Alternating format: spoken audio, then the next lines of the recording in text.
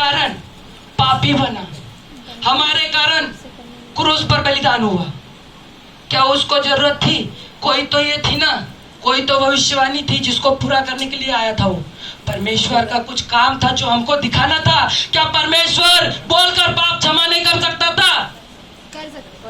क्यों अपने बेटे को बलिदान करने की जरूरत थी? अरे जब हम पापी थे, जब हम पापी थे तभी मसीह हमारे लिए क्रूस पर चढ़ाया गया, बोलते हैं ना। तो हम पापी थे, तो परमेश्वर के पास क्या इतनी सामर्थ्य नहीं थी कि वो बोल देता सबके पाप क्षमा हुए? नहीं हो सकते थे क्या? हो सकते थे। बाइबल में भी लिखा है, जब लकवा का रोगी को चंगा किया तो वहां बोला है यीशु मसीह ने कि जा तेरे पाप क्षमा हुए। वो भी तो परमेश्वर का पुत्र था, परमेश्वर स्वयं था, त्रिएक का व्यक्ति था वो भी, यीशु मसीह। तो उसको क्या जरूरत थी? कोई तो योजना थी उसको क्रूस पर बलिदान करने की। क्या परमेश्वर यीशु मसीह एक आवाज लगाता तो स्वर्गदूत 12 पलटन नहीं आ जाती? वो कहता कि मैं एक पुकार लगाऊं और स्वर्ग से 12 पलटन भेज सकता था। अरे एक स्वर्गदूत 1,85,000 को मार सकता है। आमीन।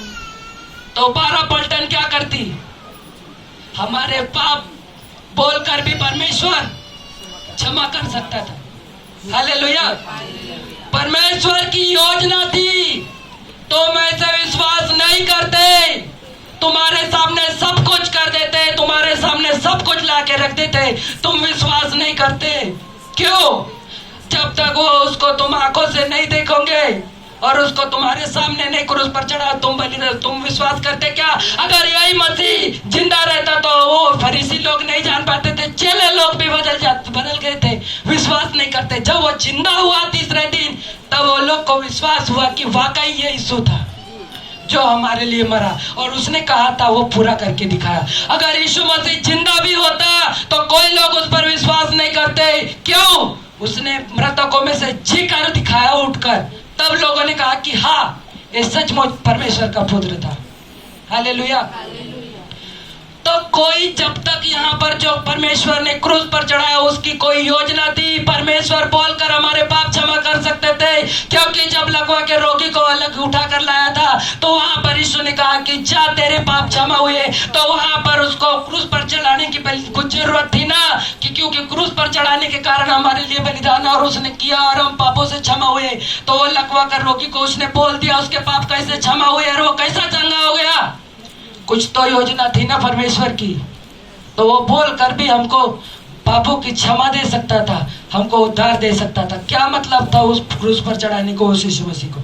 कुछ योजना थी ताकि तुम जान लो और विश्वास करो कि जो परमेश्वर तुम्हारे लिए बलिदान हुआ, ये मेरा इकलौता पुत्र था, कैसे उसको मैंने तुम्हारे लिए क्रूस पर दे दिया। मैं तुम्हारे पाप को बोलकर भी क्षमा कर सकता था, परंतु तुम्हारे आंखों के सामने वो बलिदान हुआ। मैं कितना उससे प्रेम करता हूँ, तुमसे कितना बढ़कर प्रेम करता हूँ उससे, कि मैंने अपने इकलौते पुत्र को दिया कि ताकि तुम देखो मैंने तुम्हारे लिए क्या दिया है, ताकि तुम जान लो ये कोई खेल नहीं है। मैं चाहता था तुमको बोलकर सबको बोल देता यीशु परमेश्वर की जाओ तुम्हारे पाप क्षमा हुए, पर उसने हमारे लिए बलिदान किया। हम मोल लिए गए, अपने लहू से उसने हमको खरीदा है, हम ऐसे ही नहीं बचाए गए हैं। हालेलुया। ओ क्रूस की कथा कोई प्रचार नहीं कर सकता, आज तक कोई उसका बयान नहीं कर सकता, क्योंकि तुम्हारे पास इतनी शक्ति नहीं है कि उसकी क्रूस की कथा को तुम सुन सके। अरे सोचो 9 इंच के किले उसके हाथों में जब छेड़े गए, क्या दर्द हुई होंगी उसको जब उसको कोड़े मारे गए। क्या परमेश्वर की हालत हुई होंगी प्रियो। वो महान परमेश्वर अपने बेटे को कैसे बलिदान कर रहा है, तुम्हारी आंखें देख रही है, पर तुम उस पर विश्वास नहीं करते हैं। वो कोई अद्भुत, वो कोई खेल नहीं था, वो कोई कहानी नहीं थी, और रियलिटी थी जो हमारे लिए परमेश्वर ने बताया साबित करके कि मैं तुमसे कितना प्रेम करता हूं, तुम जान लो। तुम्हारे लिए मैंने अपने आप को बलिदान किया है।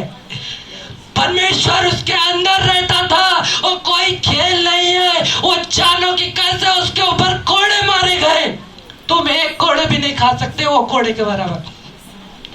उसको सूली पर चढ़ाया गया, उसको हमारे लिए मारा। वो कोई खेल कहानी नहीं है क्रूस की कथा। उसको कोई आज तक बयान नहीं कर पाया, क्योंकि वो सामर्थ्य को कोई नहीं बयान कर सकता, क्योंकि तुम यहाँ पर सुन नहीं पाओगे। ऐसी उसकी क्रूस की कथा है, लेकिन कुछ हिस्सा है जिसको हम प्रचार कर सकते हैं। उसको 3 घंटे तक, जब रात में एक झील यहाँ से वहां से वहां, अरे 150 किलो का उसका क्रूज था, उठाने की शक्ति नहीं थी उसके अंदर। 150 केजी का उसको लेके, उसको इधर उधर वहां से वहां पिलातुस, हेरोदेस कहा उसको घुमाया गया। उसके अंदर ताकत नहीं थी कुछ भी। उसका 45 से 50% खून पहले ही बह चुका था जब वो क्रूस पर चढ़ाया गया। आधी मौत उसकी पहले ही हो चुकी थी। परंतु वो परमेश्वर हमको साबित करके बताता है कि क्रूस की कथा तुम्हारे लिए कोई खेल नहीं है। एक क्रूस तुम्हारे लिए मैंने इसलिए दिख दिया कि ताकि तुम जानो कि मैं तुमसे कितना प्रेम करता हूँ। तुम्हारे लिए मैंने अपना इकलौता पुत्र बलिदान किया हूँ क्रूस पर। मैं चाहता तो तुमको बोलकर भी तुम्हारे पापों को क्षमा कर सकता था, परंतु तुम नहीं मानते। तुम बोलते कि किसी ने, हम तो पापी थे ही नहीं। अरे बलिदान हुआ है तब तुम धर्मी ठहरे गए हो। कितनी कीमत चुकाई है उसने, अपने आप को पापी बनाया हुआ। 1 मिनट भी रहने के लिए तैयार नहीं था। वो कहता है, हे पिता तूने मुझे क्यों छोड़ दिया। यही मेरी आज की वाणी है जो मैं तुमको प्रचार कर रहा हूँ। एली एली लमा शबक्तनी, हे पिता तूने मुझे क्यों छोड़ दिया। वो 1 मिनट भी उस परमेश्वर से दूर रहने के लिए तैयार नहीं था। उसने कोड़ों की मार खाई, वो तब नहीं बोला। उसने क्रूस पे अपनी जान दे दी, वो तब तक वहां पर बलिदान होने के लिए तैयार था। परंतु जब बात आई प्राण छोड़ने की, वो बोलता है कि क्यों मुझे तुझसे 1 मिनट भी दूर नहीं रहना है। एली एली लमा शबक्तनी, हे परमेश्वर तूने मुझे क्यों छोड़ दिया। वो इसीलिए छोड़ा क्योंकि पापी बना। वो हमारे पाप को लेकर क्रूस पर चढ़ा। और परमेश्वर पापियों से प्रेम नहीं करता, परंतु पाप से नफरत करता है। अंत में वो पापियों को नरक में नहीं डालेगा, जिसने पाप किया उसी को डालेगा। आपने नहीं सुना? सेल आई रिपीट, अच्छे से सुनना। परमेश्वर पापियों से प्रेम करता है, पाप से नफरत करता है। हम पापी थे, परमेश्वर ने हमसे प्रेम किया। समझ में आ रहा है? सुनो, समझो। हम पापी थे, परमेश्वर ने हमसे प्रेम किया। लिखा है परमेश्वर ने पापियों से प्रेम किया, परंतु पाप से नहीं। हम पापी थे, परमेश्वर ने हमसे प्रेम किया ना। हम इसके पहले कितने पापी थे, हम पाप में पड़े हुए थे, अंधकार में पड़े हुए थे। अरे क्या थी तुम्हारी हालत जब तुम मसीह में आए थे? बीमारी में पड़े थे, अंधकार में पड़े थे, व्यभिचार में पड़े थे, गुनाहों में पड़े थे। क्या था तुम्हारे पास? बड़ी बड़ी बीमारियां लेके बैठे थे। क्या था? कुछ नहीं था। रोते थे, गाते थे, चिल्लाते थे, इसको पैसा देना, उसको पैसा देना। अरे कुछ नहीं था हमारे पास। जब मसीह में आए तो हमारी हालत कुछ ऐसी थी। हम पापी थे, परमेश्वर ने हमसे प्रेम किया। परमेश्वर पापियों से प्रेम करता है, परंतु पाप से नफरत करता है जो हमारे अंदर है। हम पापी है, परमेश्वर हमसे नफरत नहीं करता। जो हमारे अंदर पाप है उससे नफरत करता है। वो इंसान से नफरत नहीं करता जब तक हम पापी है। हमारे अंदर जो पाप है, पाप बढ़ रहा है, बढ़ रहा है, उससे नफरत करता है। वो हमसे नहीं करता है। परंतु अंत में अगर हम पापी है और पापी ही रहेंगे तो पाप को नहीं, हमको नरक में भेजेगा। समझ में आया? परमेश्वर पापियों से प्रेम करता है, परंतु पाप से नफरत करता है। अंत में वो पाप को नहीं, इंसान को नरक में डालेगा। हालेलुया। जब परमेश्वर हमारे लिए कोड़ों की मार खाता है, परमेश्वर हमारे लिए सूली पर चढ़ने के लिए तैयार हो जाता है, उसके पहले वो बगीचे में बैठ के जब प्रार्थना कर रहा था तो वो कहता है, ये पिता हो सके तो ये प्याला मुझसे हटा, फिर भी मेरी नहीं तेरी इच्छा पूरी हो। और किस प्याले के बारे में बात कर रहा था? वो इस मृत्यु के बारे लिए तैयार हूँ, घोड़ों की मार खाने के लिए तैयार हूँ, किलो ठोकवाने के लिए मैं तैयार हूँ, परंतु मैं तुझसे अलग होने के लिए तैयार नहीं हूँ।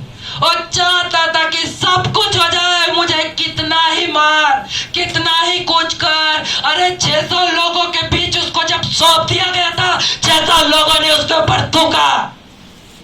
सोचा उसकी हालत क्या हुई होगी।